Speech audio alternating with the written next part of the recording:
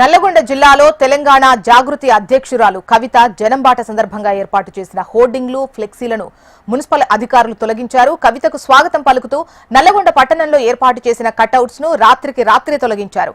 అధికారుల తీరుపై జాగృతి కార్యకర్తలు ఆగ్రహం వ్యక్తం చేశారు.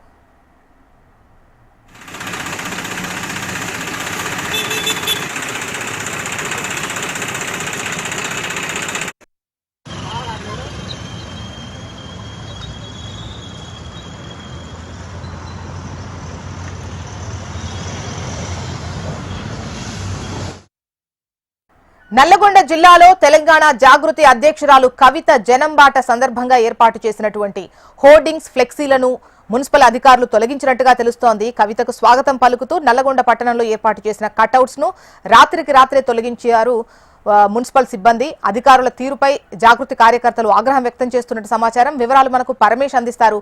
Paramesh, good morning Joshna.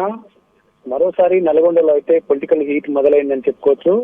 అయితే తెలంగాణ జాగృతి అధ్యక్షురాలు కల్వకుంట్ల కవిత 2 రోజుల పాటు నల్గొండ జిల్లాలో పర్యటిస్తున్నారు. నిన్న దేవరకొండ, నాగార్జున సాగర్ నియోజకవర్గాల్లో పర్యటించారు. ఈ రోజు నల్గొండ జిల్లాలో పర్యటిస్తున్నటువంటి సందర్భంగా జాగృతి అధ్యక్షురాలు మొదటిసారి వస్తుండటంతో అయితే ఇక్కడ భారీగా కటౌట్స్, హోర్డింగ్స్ ఏర్పాటు చేయడం జరిగింది. దీంతో అయితే మున్సిపల్ అధికారులు రాత్రికి రాత్రే ఏదైతే ఈ ఫ్లెక్సీలను కూడా తొలగించడంతో అయితే జాగృతి కార్యకర్తలు కావచ్చు, నాయకులు అయితే ఆగ్రహం వ్యక్తం చేస్తున్నటువంటి పరిస్థితి ఉంది.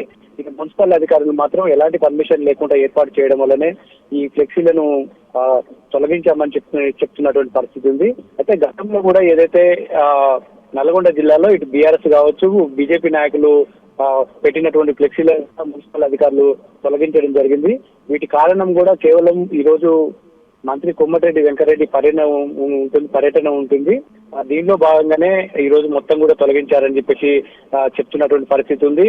ఈ నల్గొండలో కోమటిరెడ్డి వెంకటరెడ్డి ప్రతిపక్ష నాయకుల మీద ఏదైతే చేస్తున్నటువంటి ఈ దాడులు ఉన్నాయో ఇవన్నీ కూడా మానుకోవాలని చెప్పేసి హెచ్చరికలు కూడా జారీ చేస్తున్నటువంటి పరిస్థితి కూడా ఉంది.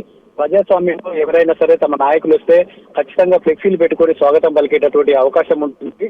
కానీ నల్గొండ జిల్లాలో మాత్రం అలాంటివి లేకుండా కోమటిరెడ్డి వెంకటరెడ్డి నియంత్రిత పోకడకు పుట్టినారని చెప్పేసి జాగృతి నాయకులు అయితే మండిపడుతున్నటువంటి పరిస్థితి ఉంది. ఇప్పటికే దీని మీద జాగృతి నాయకులు కూడా ఆగ్రహం వ్యక్తం చేస్తున్నటువంటి పరిస్థితి కూడా ఉంది. జోష్న.